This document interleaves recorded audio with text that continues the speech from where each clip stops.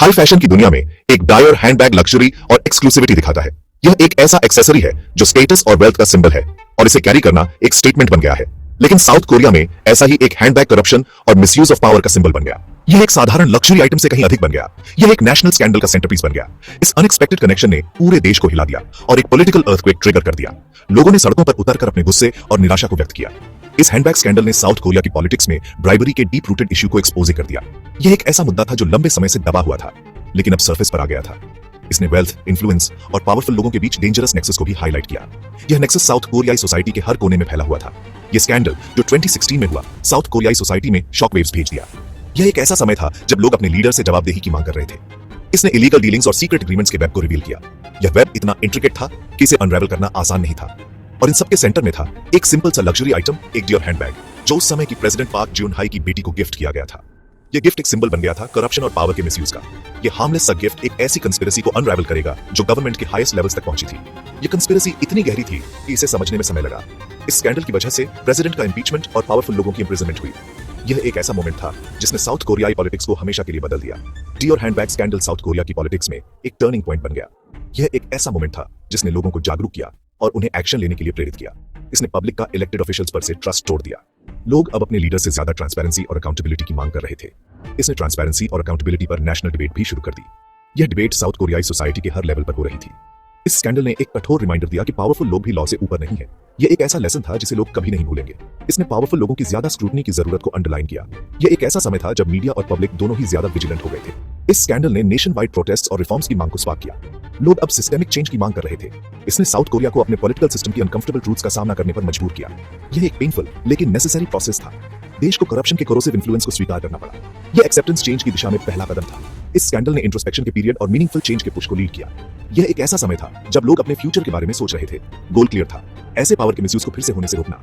यह एक collective effort था जो साउथ कोरियाई सोसाइटी को एक बेहतर फ्यूचर की ओर ले जा रहा था।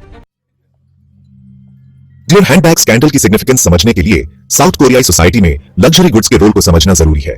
यह सिर्फ फैशन स्टेटमेंट्स नहीं है, बल्कि सोशल स्टेटस और पर्सनल आइडेंटिटी के पावरफुल सिंबल्स हैं। साउथ कोरिया में लग्जरी ब्रांड्स का बहुत कल्चरल वेट है।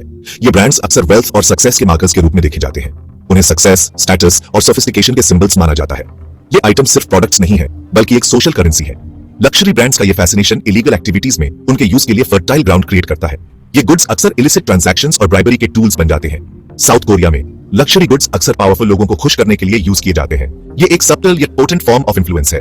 ये इन्फ्लुएंस और एक्सेस गेन करने के वैल्यूएबल टूल्स का काम करते हैं। ये एक ऐसा तरीका है जिससे लोग अपने सोशल और प्रोफेशनल सर्कल्स में अपनी पोजीशन को स्ट्रेंथन कर सकते हैं।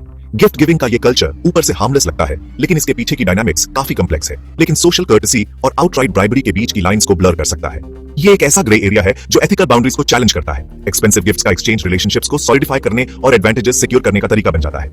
ये एक ऐसा प्रैक्टिस है जो डीपली इनग्रेन्ड है। ये प्रैक्टिस देश के पॉलिटिकल स्फीयर में खास तौर से परवेसिव है। यहाँ पावर डायनामिक्स और भी इंट्रिकेट हो जाते हैं। पॉलिटिशियंस और बिजनेस लीडर्स अक्सर फेवर्स और गिफ्ट्स के कॉम्प्लेक्स डांस में एंगेज करते हैं। ये एक ऐसा इंट्रिकेट वेब है जो ट्रांसपेरेंसी को अंडरमाइन करता है। ये डायनामिक एक ऐसा एनवायरनमेंट क्रिएट करता है जहां करप्शन थ्राइव कर सकता है। ये एक ऐसा इकोसिस्टम है जो एथिकल स्टैंडर्ड्स को डिल्यूट करता है। लेजिटिमेट पॉलिटिकल एक्टिविटी और अनएथिकल कंडक्ट के बीच की लाइंस डेंजरसली ब्लर्ड हो जाती है। ये एक ऐसा सिनारियो है जो डेमोक्रेटिक वैल्यूज को थ्रेटन करता है। डियर हैंडबैग स्कैंडल ने लग्जरी और पावर के इस टॉक्सिक रिलेशनशिप को शार्प फोकस में लाया। इसने एक ब्रॉडर इशू को हाईलाइट किया। इसने दिखाया कि कैसे easily luxury goods corrupt practices को मास्क करने के लिए यूज किए जा सकते हैं। ये एक ऐसा टूल है जो अकाउंटेबिलिटी को इवेट करने में मदद करता है। इस स्कैंडल ने स्ट्रिक्टर एथिकल गाइडलाइंस और गवर्नमेंट में ज्यादा ट्रांसपेरेंसी की जरूरत पर नेशनल कन्वर्सेशन स्पार्क की। ये एक वेकअप कॉल था। पब्लिक ने इंप्यूनिटी के कल्चर को एंड करने की डिमांड की, जिसने पावर के ऐसे मिसयूज को फ्लरिश करने दिया। ये एक कलेक्टिव कॉल फॉर चेंज था। डियोर हैंडबैग स्कैंडल एक सीमिंगली अनरिलेटेड इवेंट के साथ अनरेवल होना शुरू हुआ। प्रेसिडेंट पार्क ज्यून हाई का इंपीचमेंट, जिसने पूरे देश को हिलाकर रख दिया। पार्क साउथ कोरिया की पहली फीमेल प्रेसिडेंट एक अलग करप्शन स्कैंडल में फंसी हुई थी, जो उनके एडमिनिस्ट्रेशन के डार्क सीक्रेट्स को उजागर कर रहा था। ये इनिशियल स्कैंडल इन्फ्लुएंस पेडलिंग और मिसयूज ऑफ पावर के एलिगेशंस पर सेंटर था, जिसने जनता के बीच गुस्सा और अविश्वास पैदा किया। इन्हीं एलिगेशंस की इन्वेस्टिगेशन के दौरान डियर हैंडबैग सामने आया, जिसने इस मामले को और भी कॉम्प्लेक्स बना दिया। इन्वेस्टिगेटर्स ने डिस्कवर किया कि हैंडबैग एक highly sought after luxury item park की क्लोज कॉन्फिडेंट चॉय सून सिल को गिफ्ट किया गया था, जो इस स्कैंडल का सेंट्रल फिगर बन गई। चॉय, एक शैडोवी फिगर जिसकी कोई ऑफिशियल गवर्नमेंट पोजीशन नहीं थी, का प्रेसिडेंट पर अनड्यू इन्फ्लुएंस होना रिवील हुआ, जिसने पूरे देश को शॉक कर दिया। यह भी पाया गया कि वो पार्क के साथ अपने रिलेशनशिप का पर्सनल गेन के लिए यूज कर रही थी, जिससे करप्शन के और भी लेयर्स सामने आए। हैंडबैग का डिस्कवरी सिग्निफिकेंट था क्योंकि ये करप्शन के वाइडर नेटवर्क की तरफ पॉइंट करता था, जो कई हाई प्रोफाइल फिगर्स को एक्सपोज कर रहा था। इन्वेस्टिगेटर्स ने जल्द ही डिस्कवर किया कि हैंडबैग सिंपली एक गिफ्ट नहीं था, बल्कि एक इंट्रिकेट ब्राइबरी स्कीम का हिस्सा था। ये साउथ कोरिया के सबसे बड़े कंग्लोमरेट्स में से एक सैमसंग को इन्वॉल्व करती हुई एक मच लार्जर स्कीम का पार्ट था, जिसने पूरे बिजनेस कम्युनिटी को हिलाकर रख दिया। ये रिवील हुआ कि सैमसंग ने चॉय को हैंडबैग ब्राइब के तौर पर गिफ्ट किया था, जिससे उनके मोटिव्स और भी सस्पेक्ट हो गए।